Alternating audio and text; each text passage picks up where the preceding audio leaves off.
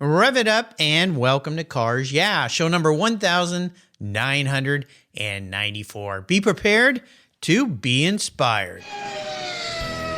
This is Cars Yeah, where you'll enjoy interviews with inspiring automotive enthusiasts.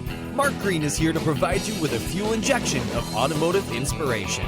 So get in, sit down, buckle up, and get ready for a wild ride here on Cars Yeah.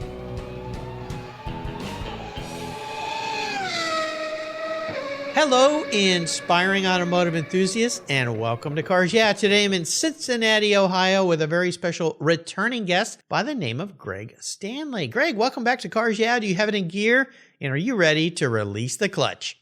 I am. Thank you so much for having me back on the show. You bet. Now, some things have changed since you were last here, and that's why I wanted to have you back to talk about what you're doing, which is very cool. But first, before we dive into that, what's one little thing that people don't know about you, Greg? Wow, that's a great question. I guess one is I actually went to college on a French horn scholarship. That's probably one thing. On a what scholarship? A French horn. French horn. Oh, okay. A French horn. Well, you were a musician or are a musician. I was. No longer. When I try now, it sounds like I'm calling the cows home. It's horrible. Well, I guess we could say with your podcast, you're blowing your horn in some way. Maybe that sounds a little odd, but at any rate, that's pretty cool. You know, I've had a great number in the last few months of guests who have mentioned being musicians when I asked them that question. One was in line to be a concert pianist. I've had guitar players, drummers, all sorts of different people. So there's some kind of correlation going on with people who love cars and being musicians. Not quite sure what it is, but I think you're you are the first French horn player. So there you go. You hold that status. All right. Let me give you a proper introduction, and we're going to dive into what you're doing because it's very pertinent to what's happening in the automotive market today. Greg Stanley is a car specialist for RM Sotheby's, where they conduct live and online auctions, private sales, and help acquiring and selling small and large collections of the finest automobiles. Greg is also the creator and host of the Collector Car Podcast, where he applies over 25 years of insights and analytical experience to the collector car market. Greg interviews both experts and collectors alike and reviews the collector car market trends with a dash of humor. A true enthusiast at heart, Greg specializes in first-generation Mustangs and Shelbys, acting as a Concours judge at various events throughout the United States. And guess what? I am a guest on his podcast. That's pretty cool. When that comes up, you can listen to my top 10 car choices. It might surprise you a little bit. We'll be back in just a minute, but first a word from our valued sponsors. So give them a little listen, and we'll be right back talking about RM Sotheby's, podcasting, the collector car market, and a whole lot more. Covercraft's newest 3-layer all-climate cover is especially engineered for moderate weather conditions, and it's treated with an extra UV-resistant formula. It's soft, it's breathable, and it's easy to store, all while pampering your paint, providing maximum UV, rain, and dust protection. If you live where it's windy, no worries. Simply add their gust guards for windy conditions to add extra protection to keep your cover in place. Your 3-layer all-climate cover is custom-tailored with Covercraft's attention to detail, form and fit with the quality and attention to detail that's been their tradition since 1965. Covercraft protects cars, trucks, motorcycles, RVs, trailers, and watercraft too. Every one of my vehicles is protected with a Covercraft cover. And I have a deal for you. Use the code YEAH21, YEAH21 at covercraft.com, and you'll get 10% off your Covercraft order plus free shipping. That's right. So get 10% off with free shipping by simply using the code YEAH21 at checkout. Covercraft, protecting the things that move you. When it was time to renew my collector car policy, my carrier raised my rates by a lot. But why? My usage was the same, my car's value was the same, and I had never made a claim. I didn't even have a ticket. The only change was their rate, and they had no reason why. What's with that? I researched my options, I spoke to others, and with American Collectors Insurance is where I now have my policy. What a difference. A live person actually answers the phone. She spent time learning about me and my Porsche Turbo, the one I call my Orange Crush, and provided a reasonable quote. American Collectors Insurance now protects my special ride. I'm saving hundreds of dollars and I can sleep at night knowing my baby is properly insured. Why wait until your next premium is due? Give them a call today for your personal agreed value quote. Call 866-AC1-YEAH. That's 866-224-9324. Tell them you're a friend of mine, Mark Green at Cars Yeah. American Collectors Insurance, classic car insurance designed by collectors for collectors, automotive enthusiasts just like you and me. That's American Collectors Insurance. So, Greg, we are back. Now, you were a guest back in December 2018, and things have changed a bit in your career path. And I'd love to start off by talking about your role at RM Sotheby's, what you do there, how you provide services for people, and then we're going to talk a little bit about your interpretation of what's going on in the market. So, Greg, grab the wheel. Sure. Yeah, I appreciate you having me back on the show. I guess one thing that's pretty interesting is, I kind of always been a car person. And back when I was on your podcast previously, it was to promote a educational podcast I was doing for kids called Learn from Others. And there was a car aspect to it. And one of my guests off the air, they kind of asked me, well, if someone would describe you, how would they describe you? I said, well, I'm the car guy. I'm the guy that loves cars. And he's like, well, you should probably do a podcast about cars. Which I was like, that seems really obvious, but it took someone recommending that. And then I was a big fan of, and still am, of your podcast. And you were such an inspiration for me. And thank you. It's interesting the way the ball started to roll, and I started doing this podcast. I started really enjoying it. People really enjoyed my passion for the cars and the guests I was having. And, I was at an auction for RM Sotheby's in Dayton, Ohio. And I just, I thought it'd be fun, hey, is there a relationship here? Is there a way I could help them out? And so, long story short, they liked what I was doing. They liked the connections I had. They liked my experience as a Concord judge and, everything I bring to the table. And so I started consulting with them as a car specialist, which I do until today. And so that's a long way to answer your question, but basically I look at it as I'm trying to help people realize their car dreams. Now, those car dreams can be very diverse. It might be, I want a 65 Mustang. It might be, I want to get rid of my dad's 65 Mustang. It's a variety, right. And it's so much fun. It's so great because it goes right with what my passion, my love for cars. So now, when I get a phone call, I'm like, is it about for the podcast? Is it for, an independent appraisal service? Is it for, someone wants me to help them buy something? Is it for someone that wants me to help them sell something? So it's just extremely exciting and a lot of fun. I get to see a lot of incredible collections, meet some incredible people. So many of my quote unquote clients have become great friends. And it's just been a wonderful adventure so far. Well, it's tremendous. It's what Cars Yeah is all about. You figured out how to wrap your passion into your career. Let's talk a little bit more about RM Sotheby's, because my interpretation when I hear that name is very high end, great cars, great people, done in a very, and I say high end, meaning maybe a little bit different way than the typical auction you might think about when you go and what I kind of call the ziggity, a lot of fast talking and so forth. Could you tell our listeners what's the basic premise behind what RM Sotheby's is doing for the car collector, and what are the different services that are provided there? Well, it's interesting. If you look at all the different auction houses, they kind of quote unquote special in different things. And I would say RM Sotheby's, it's more about the quality of the car. Mm-hmm. Yes, there's record setting, $10 million cars. There's $15 million cars. I mean, we had $44 million plus cars that sold at Monterey last year. Wow. So yes, it is that high echelon of quality cars. But I think beyond that, it's just a quality service. I mean, they do everything. They do everything from financing to inspections to appraisals to, on-site auctions of collector, if someone has an entire collection they want to auction off, we've done on-site stuff. We've done a ton of private sales. I think the number last year was $150 million worth of private sales transactions and almost $500 million worth of public auctions. I think it was around $430 million worth of cars that traded publicly at our auction. So it's just the full gamut. I mean, we have everything from the online sale where you could sell your $20,000 car to even live. We have our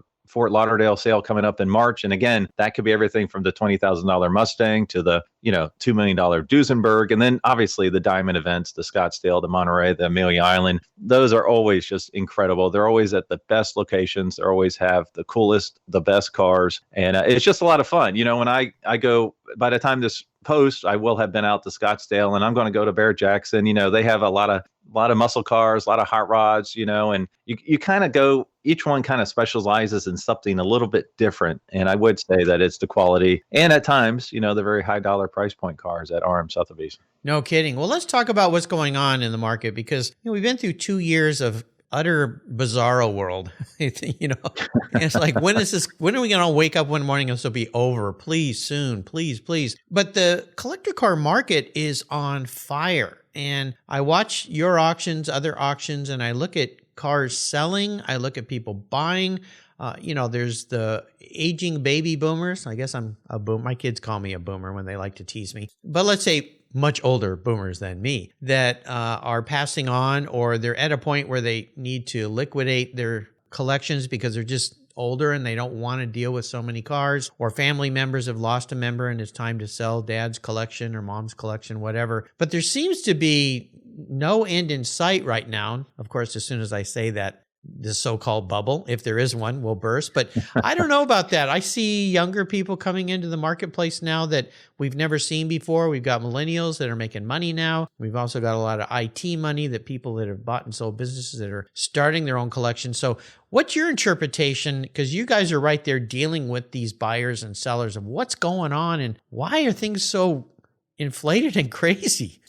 I think the biggest reason why things are inflated and crazy is because of COVID. I mean, there's a lot of reasons. I mean, it started out that, everybody was locked down for 2 months. And so some folks said, you know what, I can not do a lot of stuff, but one thing I can do is I can work on my classic car in my garage. And so when I talk to the folks that are in that business, in the aftermarket part business, their business was booming because folks were like, I'm going to work on my car. And you know what, you can drive your hot rod or whatever during COVID. It's one of the few things you can get out there and enjoy. And then I think another big part is the mortality piece of it. People realize, you know what, I'm not going to live forever. And this has really kind of shook me as far as, potential health hazards in the future. So they just have decided, I'm going to go out there and get the car I've always wanted. So I think that is a big part of it as well. I think there's a huge generational shift going on out there right now. I mean, if you drooled over a 57 Chevy or a 56 T-Bird, chances are you're selling that car right now because, there's a generational shift going on. Those folks are probably, in their mid 70s, they're looking to liquidate. The kids, the grandkids don't want the car. And, one thing we're seeing right now is I'll get a phone call and I feel like I'm always the bearer of bad news because typically, it is one of those cars from the 40s, 30s, 50s, whatever it might be, that just folks aren't looking for right now. Now, there's always the outliers, the Cadillac Baritts, the Bromes, the pinnacle cars I call of any generation that will always be worth money, the Duesenbergs of the late 20s and early 30s. So there are some cars that will always be desirable. And I really love digging into the numbers because one thing I like to do on my podcast is to try to not say buy these now as an investment. I'd rather say buy these now while they're still affordable. There's a big difference in motivation right there. And one thing I love doing is digging into the numbers and finding out what is going on in the marketplace. I mean, I just did, the most valuable Porsches from every model and generation. And that was eye-opening because every single car that I picked in my list, every single one of them, the latest year was either flat or up. Like there wasn't one that was down, there was one that, they were down over 3 years because they were coming off the 2015 high. But I'm like, man, that's just crazy. And Hagerty just posted an article about their most recent update and 50% of the cars in the database were up. And I do think it's going to end sooner than later. I think the money's been flowing, pretty strong for the last 2 years or so. I think that's another big aspect of it. Like you said, a lot of folks, younger folks, tech folks are getting into it. I've got some clients that asked me for cars that I would recommend for their for their collection. Not that they need it, but, they're looking for a place maybe to house some funds, which is just put kind of some blows my assets. mind. Put some assets. Well, when you have a lot of assets, it's the old don't put all your eggs in one basket, and you like to move it around a little bit. And we all know, being car people, you and I, Greg, cars are enjoyable. And I saw this when I was working in my previous career in a direct mail catalog business when the economy crashed in 07, 08, 09. And we thought, oh man, this is going to be a rough ride. Didn't really affect us, because guess what? People don't stop doing their passion when there's chaos going on. They may throttle back a little bit, but they get out in their garage. And in our case, we sold car care. They polished their cars, they waxed their cars, they worked on their cars because they felt safe out there. Now with COVID, you're right. If I'm not going to be able to go to car shows or go out in public, I can be in my garage, I can stay home, but I'm going to have fun, by golly. And when you add the aspect of potential death versus the economic crisis, well, it might have killed some people, but you know what I mean. COVID really did kill some people. Then they go, you know what? You're right. Life is fleeting. I better have some fun. And this kind of is another generational thing. Are you seeing younger generation people, I'll say younger than me, that have a different outlook on car collecting and life in general? Versus, I come from a generation of you work really hard and you sacrifice and, you do this, that, and the other thing, versus younger people, let's say my kids, have a different perspective on life. And they're more about having experiences than buying things. And cars give us experiences, right?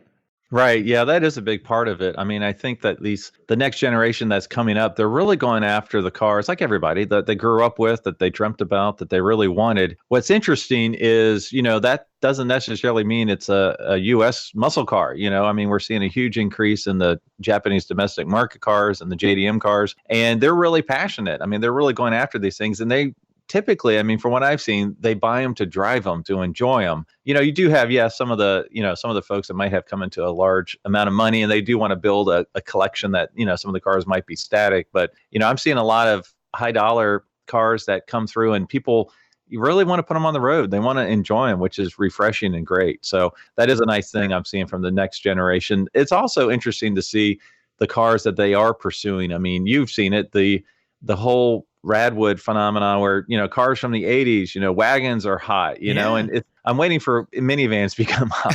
I don't know that they ever will. Not that I want them to, but it just follows suit with, if you desire what you had growing up, there's going to be some weird cars that pop on the collector car radar screen here soon. I think so. Let's talk about your Collector Cars podcast. Now, I'm going to be a guest coming up here in February, and you asked me some great questions about my 10 favorite cars, and I may have shaken up a few people's perceptions with those, so I'll make sure I put links to that, my social media, for your listeners, so you can listen to my show on Greg's podcast. Tell me about the podcast, because you shifted from, you were on the show before, you mentioned the kind of podcast you're doing. Now you're focusing on cars, which makes a lot more sense to me. You've had some great names on your show, and does your show have a particular theme or process to it, or is it depending on the guest? It really depends. I like to have guests, and one of the series I like to do is called The Ultimate Garage. And so that's where I want to get, quote unquote, auto celebrities like yourself. I want, folks that are in the public eye, that they talk about cars all the time. I want to find out, well, what 10 cars would actually be in your garage? So I've had like the Matt Farahs, the Spike Ferristons, the McKeel Haggertys, the Adam Carollas. Those folks have been on, and that's been pretty fascinating. I would say you did surprise me with some of your well, good. Your picks. That means sure. I'm maturing a little bit. I'm changing. I'm evolving, because you don't want to go through your whole life so focused on one thing that you get to the end and you go, why didn't I explore some other options here? Yeah. So, I try to do that once a month. I will have to say probably the most fascinating interview I had on that subject was Ken Gross, who's, the expert of experts. And his was fascinating because not only was it this particular car that was a one of one or one of five, but he knew who owned the car today and where it was.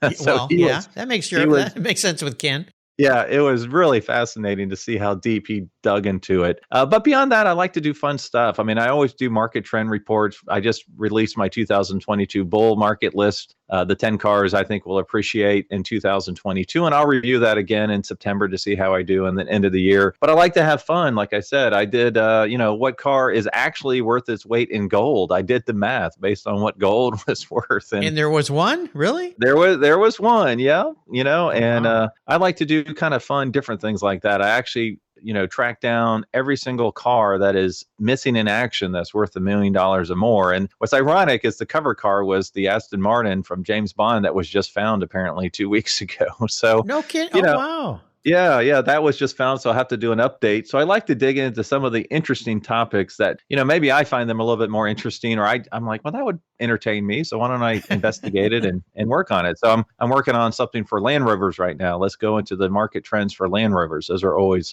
amazing, cool SUVs. Let's see what those things are doing. So it's really kind of having a lot of fun out there. I mean, I did an episode on, performance brand origins. Where does ZR1 come from? Where does the M series come from? Just went through all the Nismo, what's the history of those, So I also did a series based on the 100 most important cars in the world, that changed the world. So I've done that. I'm going to do a deep dive on Jay Leno's collection, which has been a Herculean effort so far. So you think? Yeah. Yeah, there's 180, 190 cars in his collection. So, and not all of them have a video on them. Anyways, I'm diving deep. I'm going to break it up by, how many European cars are there? How many V8 cars? How many 6-cylinders? How many alternative fuel cars are there? And just have a lot of fun with it. That's probably going to be about 5 different episodes. And if I work it all up, the last episode will be what are his cars really worth? And then I'll throw in the Jay Leno effect. And, we'll see what it actually what I come up with. So that's going to be a lot of fun. A lot of behind the scenes research occurs for the Collector Car podcast. No kidding. Yeah, sounds like it. Well, I was going to say that Jay Leno show is going to be like a Joe Rogan 3-4 hour podcast, but break it up. That sounds like the way to do it. So incredible collection. We're going to take a short break, thank our sponsors, and we come back. We're going to talk a little bit about your passion for cars individually. So sit tight. We'll be right back. You listeners know I've been into car care my entire life. I am so excited to team up with AutoGeek in 2022. AutoGeek.net has been a leading source of auto detailing products, accessories, and expert knowledge for more than 20 years. What started in 1997 as a mail-order catalog company has grown into a multi-website based e-commerce store that they are today. With a large online presence on its own website featuring close to 100 different brands, AutoGeek has grown to be the largest car care retailer in the country. AutoGeek's wholesale program serves accounts in over 30 countries, and its retail sector ships worldwide. Go to AutoGeek.net for the best product selection on the internet today and their stellar technical support. AutoGeek.net. It's where I go for all my detailing needs. That's AutoGeek.net. You know what? We are all wired differently, and not everyone needs to go to a 4-year university. Technical education and the skilled trades matter, and one can build a solid career as an auto, diesel, or collision technician. There are no longer blue-collar jobs, they're new-collar careers as the technology and skill sets have become so advanced. Support career and technical education by getting involved with TechForce Foundation. It's a Cars Yeah! Charity of choice. Learn more at techforce.org. Linkage. It's a new quarterly publication and website that covers the automotive market, driving, restoring, collecting, and discovering your passion for motor vehicles. Linkage is about experiences, opinions, and values. Linkage is an actual informed, reasoned opinion based on first-hand experiences. A talented linkage team covers the automotive world, the people who share your passion and mine, smart, considered, rational, and experienced opinions. Ones you can learn from and grow. That includes our passion that drives auctions and the collector car market. So come with me and join us on this journey. And be sure to use the code CARSYEAH when you subscribe, and they'll give you $10 off. Boom! Linkage, geared for the automotive life. Subscribe today at linkagemag.com. So let's talk a little bit about a big challenge, big failure, big obstacle you run up against. Now, since you were on the show before, we did talk about this, but maybe we bring it forward to this new evolution of your new career and what you're doing, if that's what you want to share with us. But more importantly, what was the lesson learned? It's very interesting you ask that question because I will have to say it is a situation where I was approached. This poor woman had lost her husband 12 years earlier, and she had a really cool car rotting away in the garage. And it was a local car. It was a 1958 Cadillac Barretts convertible, just a wonderful car. And I felt so bad for it. It's not an uncommon situation. I mean, think of all the car collections you see out there where there are no estate plans put into place. And you know what? I feel bad for the families that have to deal with this burden if they don't want those cars, even from a financial perspective and tax perspective and everything else. Yeah. And so she had just the worst time dealing with tire kickers. She had put a flyer out. Yeah. And it became, she's single, she's by herself, she doesn't have anyone in the house. She's got strangers coming to the house, lowballing her on this incredible car that's in the garage. And someone finally referred her to me. And, I'd say the challenge is I had never dealt with that situation before. And it's all about building trust, and we probably talked 3 months before we met in person. And I see what we do as an amazing service. I've heard people say, you know what, auction houses just prey on widows. And yeah, there probably are some out there that do that. But, heaven forbid, I had a wonderful collection. I passed away and I had this burden left for my wife. I would want 5 auction houses knocking down the door to make the best proposal possible versus, random people tire kicking them. Anyway, so, I built up this relationship with her. The car needed a lot of work. I had to find someone to replace the fuel tank, and it took a lot more to get it going. And, I had a realistic estimate on it. I mean, it needed literally everything. It could roll, but, I had an estimate of 45 to 55 grand and went to our Auburn auction, and she was up there on the stage with me, and it sold for $88,000. There you And go. she was Wow. so excited. She was hooping and hollering on the stage so much that as soon as we got off the stage, the local news reporter wanted to interview her for the local news, and they did. And she just, it was really cool because it was a challenge I had never seen before, had never been placed in front of me.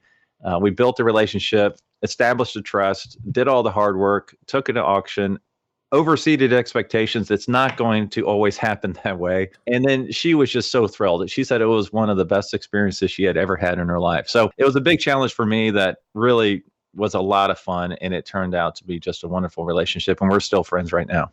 That's so cool. I'm doing a similar thing for a friend right now. She lost her husband a few years ago, and he didn't have a really collectible car, but he had a very nice driver. And she reached out to me just recently and said, I'm ready to let the car go. It's emotional, and how do I do this? And I walked her through all similar type things. Her car really isn't a car that would go to auction. I think she will do fine selling it individually, but I've kind of helped walk her through everything from how to list it, how to outline it, where to go, and so forth. And just before you called in today, she sent me her list of notes on the car. She's doing everything right. And, you want to think about if you're the guy in the house or the woman in the house who has the collection and someday you'll be gone, what kind of burden are you leaving for your family, spouse? And maybe you need to put that in line, or at the very least tell them, and I've done this actually in my will, my paperwork, it says, go talk to this guy if I passed away earlier than I think I would about the value of my car or the value of my collectibles. And he will help you so that you don't sit there and look at this and go, what are we going to do? Because you want your family to have the most they can get. And for most people, you hear this when you have your will drafted by a lawyer. He goes, look, your kids don't want your stuff. They just want the money. Right. They don't want, and that's a sad fact. It was valuable to you, but they have their own lives. And so it's nice that you do that for them. I think it's great. Is there a special vehicle story you can share? Now, this could be a vehicle you've owned, or it could be, like you just told, a very interesting vehicle story, something that you did with a client.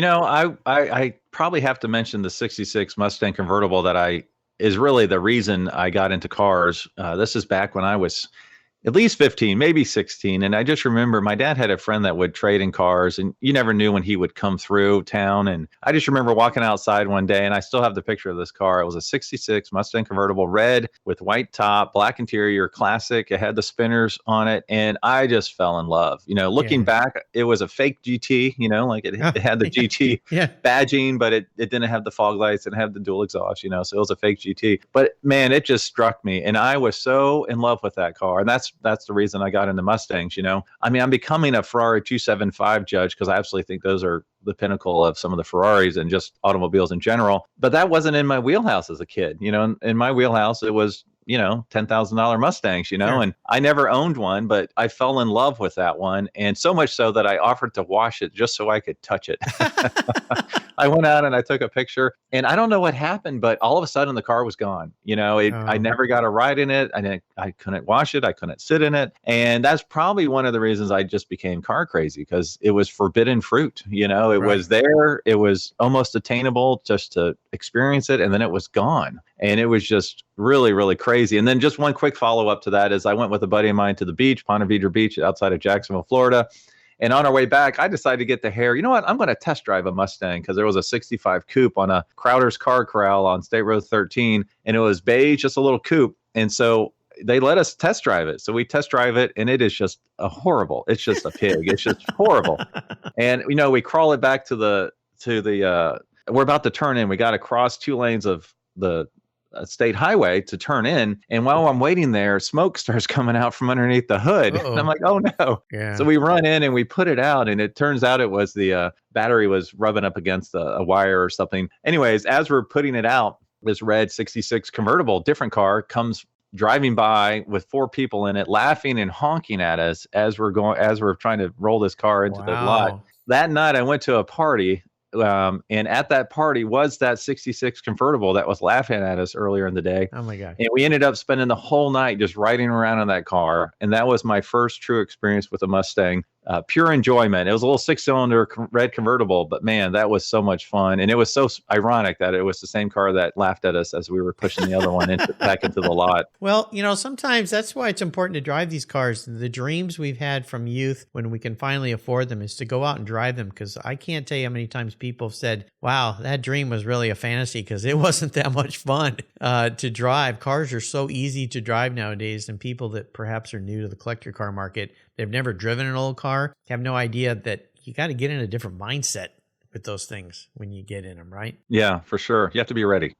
Yeah, that's true. Your story about washing the car is funny, because my next door neighbor growing up was an FBI agent. So I thought he was like a cool James Bond guy. He wasn't married and lived over there. Mr. Swanser was his name. And he bought the first 450 SL in La Jolla that was sold at Heinz Geets Motors, which was a local Mercedes dealership. And he brought it home, and I went over and I said, oh, this is one of these new 450s. And Mr. Swanser, I'll wash the car for you. And he goes, oh, okay. So he let me back it out. And I was 14, I think. Drive it over to my house, which was next door, and spent the whole day detailing that car. Brought it back, and he walked out. He said, man, this looks better than the job they did. And I said, well, I put Armor All at the time. That was all you had for dressing. And, I put wax on it. And so I said, well, thank you. And I started to walk away. And he goes, well, wait a minute. He goes, what do I owe you? And I said, you're going to pay me?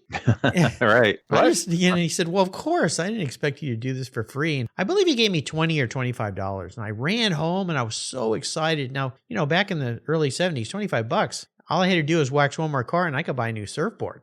And this light bulb goes off in my head, and my dad said, you really liked that. Maybe you should start your own business. And that's exactly what I did. And that business paid for my entire high school lifetime, paid for my college. I did it all the way up until I got married. I had lots of customers, taught me a lot about business, but it all started with Mr. Swanser letting me wash his car. So he brought back a great memory there.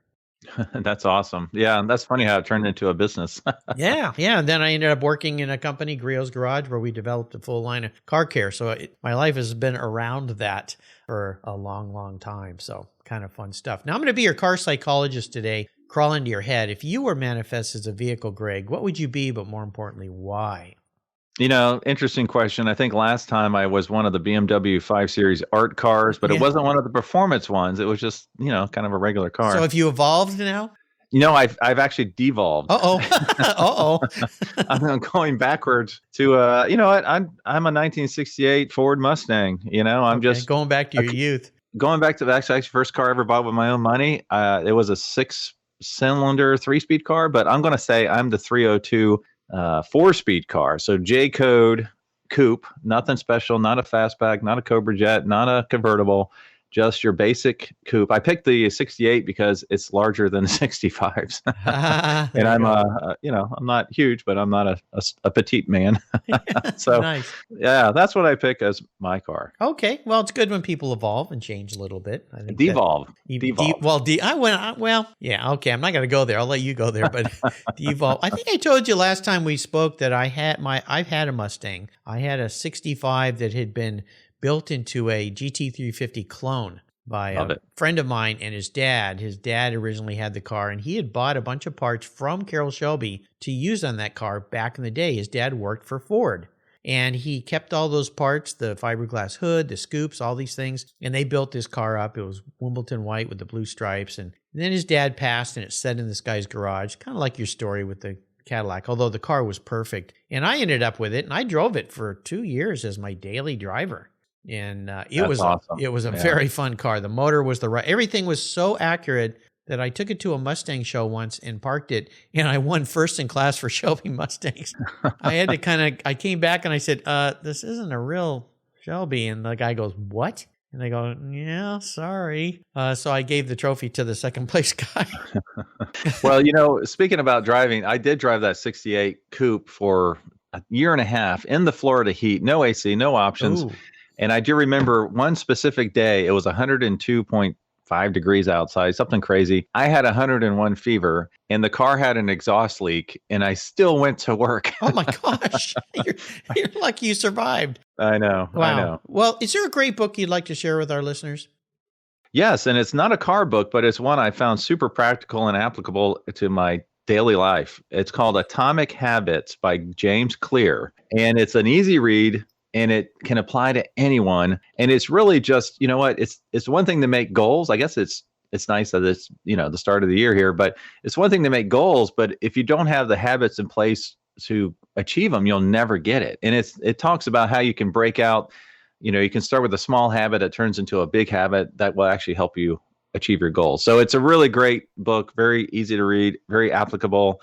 Highly recommend it. I don't think anybody's recommended that book, and it sounds great because, as we all know, bad habits can lead to bad things. If you snack too much, you get a little bigger or a lot bigger. If you abuse things, you go down the drain. So Atomic Habits, I'll have to get my hands on that book. Sounds like a great read. So I have an open checkbook here for you today. Unlimited amount of resources. You get to pick any vehicle to go on the ultimate drive-in, and you get to pick any person to go with, living or deceased, and you get to be anywhere. So what kind of a check am I going to have to write for you today? Because you've been around some cool cars. You know some great stuff that's out there.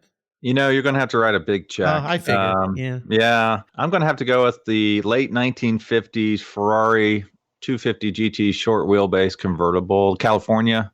I just think those things are probably, in my mind, the pinnacle of Ferrari cars. I just think they're absolutely gorgeous. This is a tough question because I could get all philosophical and try to pick somebody like Henry Ford, and I really couldn't come up with an answer other than I'd want to take my wife. She really enjoys doing this stuff with me, and we really have a good time sharing experiences with each other. So I'd want to take her. She's a car girl. She loves getting into fast cars. Cool.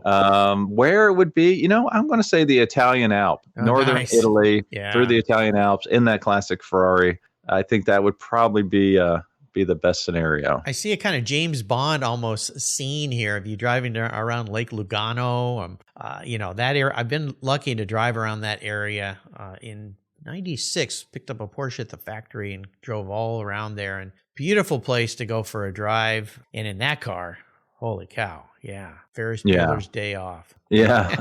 I'd love to have that one. I don't mind if it's fake. Let's bring it on. Well, you might get in and go, I don't know, because you've been around the real deal. So I'm not going to buy you a fakey deal. That's true. Yeah. I think they had a Corvette engine in it. Yeah. I'm going to get you the real deal. Well, you've taken us on a really fun ride, and I really appreciate you coming back. Really proud of what you're doing with your podcast and working in your field of passion. That's the way to go through life. Is there maybe a success quote or words of inspiration you could leave us with today?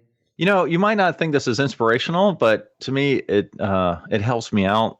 My quote is, everything is harder than it should be. And I mean that, just prepare for it. Every time, no matter what, when I jump on the computer, I'm like, this should take 2 seconds. It takes 20 minutes. Yeah. But everything, this, starting up a podcast, that's a lot of work. No kidding. I think, understanding that, I think it's going to be X, but let's plan for why, I think it makes it more realistic. It prepares you better, and you're able to achieve your goals more effectively. There you go. I love it. So people can learn more about you and your podcast by going to thecollectorcarpodcast.com. I'll put a link to that. You can find his podcast. Mine's coming up. I think you're going to be hearing me on your show later in February, right? I believe it's February the 10th. Or the 3rd. One of those. Or the 3rd. One of those. I'll make sure I put it out there on social media. And of course, if you want to learn more about RM Sotheby's, it's easy to find, rmsotheby's.com. If you haven't attended an RM Sotheby's auction, it's the word I'm looking for, an auction, you've got to go. They're wonderful, they're different, they're unique, and you're going to see the finest collector cars that you can ever imagine. Greg, thanks for being so generous today with your time and expertise and sharing what you're doing these days. Again, really proud of what you're up to. This is great. 2022 is going to be a wonderful year. That's the way to go into it. Until you and I talk again, my friend, I'll see you down the road. Thank you so much, Mark. You're welcome.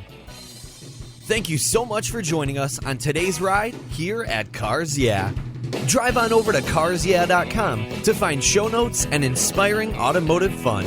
Download your free copy of Filler Up, a fun book filled with gorgeous photographs of fuel filler fun, including quotes from more inspiring automotive enthusiasts. Download your copy today, and we'll see you next time on Cars Yeah.